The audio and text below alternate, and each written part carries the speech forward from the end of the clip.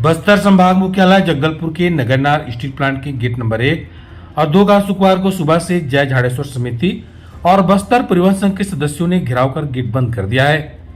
इस कारण से कोई भी वाहन माल लेकर स्टील प्लांट में न तो प्रवेश कर पा रही है और न ही बाहर जा पा रहा। वहीं दूसरी ओर जिस प्रबंधन ने समिति और परिवहन संघ की कभी भी एक नहीं सुनी, वह प्रदर्शन कर रहे लोगों को डराने धमकाने पर उतर आया है। दरअसल प्रदर्शनकारियों ने एनएमडीसी प्रबंधन से अपनी मांग रखते हुए 20 सितंबर को सुबह से बस्तर परिवहन संघ और जय झाड़ेश्वर समिति के सदस्य संयंत्र में माल परिवहन का काम बस्तर के ही परिवहन व्यवसायियों को देने और प्लांट में स्थानीय बेरोजगारों को नौकरी देने की मांग को लेकर डटे हुए हैं। ये लोग प्लांट के गेट नंबर 1 और 2 को जाम कर बैठे हुए हैं। इससे पहले भी जय झाड़ेश्वर समिति और परिवहन संघ के पदाधिकारी सदस्य कई बार प्लांट से कुछ दूर पंडाल लगाकर प्रदर्शन कर चुके हैं, किंतु उनके मांगों पर ध्यान नहीं दिया जा रहा था। इस बार उन्होंने गेट नंबर 1 और 2 को ही बंद कर दिया है। जैसे जो बस्तर परिवहन संघ और जय झाड़ेश्वर समिति ने ब्लॉकेट किया है गेट नंबर 2 का, ये बहुत ही गलत ही नहीं बल्कि एक गैर कानूनी हरकत है, जिसका बहुत ही गंभीर परिणाम स्टील प्लांट पर हो सकता है।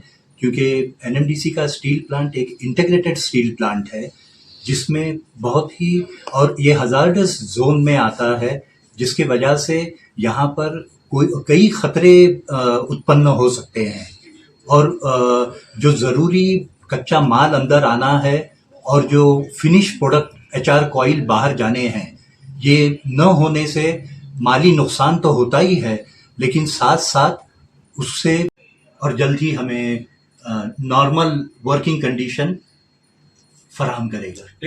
एक वर्किंग डे में लगभग कितना नुकसान होता है? आज कितना नुकसान हुआ? देखिए, इंटीग्रेटेड स्टील प्लांट बहुत ही पेचीदा और कॉम्प्लेक्स प्रणाली है, पूरा इंटीग्रेटेड स्टील प्लांट का प्रोडक्शन प्रोसेस। तो इसमें कई करोड़ों का मामला है। एग्जैक्ट क्वांटिफाई करना मुमकिन नहीं है, लेकिन अगर नुकसान होता है तो करोड़ों का होता है प्रतिदिन।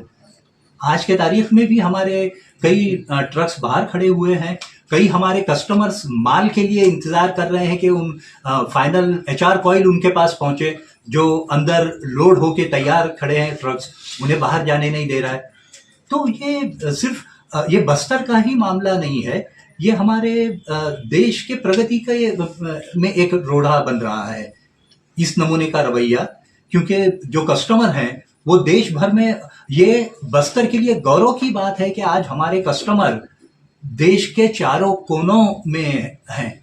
दूर दूर से हमारे प्रोडक्ट की एचआर कॉइल की मांग हो रही है और वहां पहुंच रहे हैं।